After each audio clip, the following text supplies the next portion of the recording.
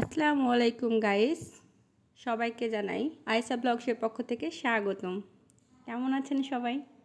আমি তো খুব ভালো আছি, কারণ গ্রামের বাসায় গিয়ে তালের এত এত খাবার খেয়েছি যা বলার কথা না। আজকের রেসিপি হচ্ছে তালের বড়া। আমার আম্মু এখানে 4 গ্লাস ময়দা নিয়েছে, তার মধ্যে 3 গ্লাস হচ্ছে যে রুলি ময়দা আর 1 গ্লাস হচ্ছে চালের আটা।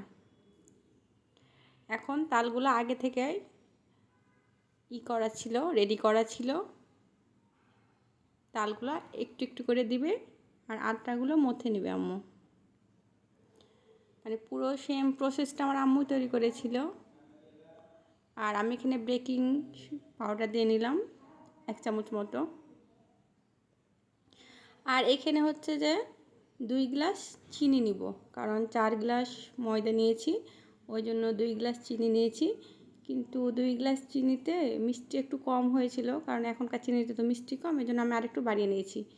এখন ময়দাগুলো চিনিগুলো একসাথে মথে নিবে, দিয়ে একটা ডো তৈরি করবে। দেখতে পাচ্ছেন ডো তৈরি করা হয়ে গেছে। এখন আমি গ্যাসের চুলা অন করে নিলাম, নন স্টিকের কড়াই বসিয়ে দিয়েছি। আর হচ্ছে যে তেল ঢেলে নিলাম। আমি এখানে সয়াবিন তেল ইউজ করেছি, দেখতেই পাচ্ছেন। এখন আবার আমি আরেকটু আটাটা রেস্টে রেখেছিলাম 30 মিনিটের মতো। আবার আমি একটু দেখছিলাম যে ঠিক আছে কিনা। এখন আমি দেখতে পাচ্ছেন ছোট ছোট করে বড়া তৈরি করছি, কিন্তু আমার তেলটা প্রথমে একটু বেশি গরম হয়ে গিয়েছিল।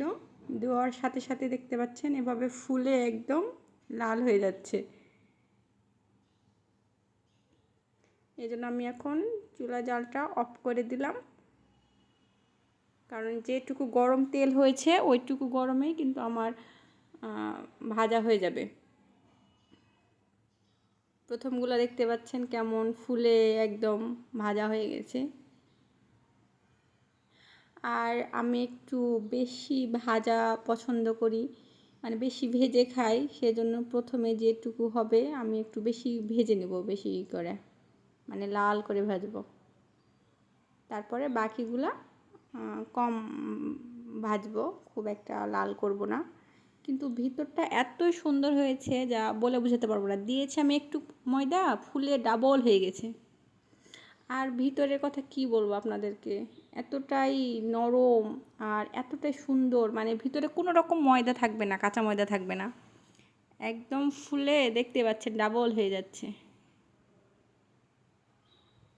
আমার প্রথমের ভাজা হয়ে গেল।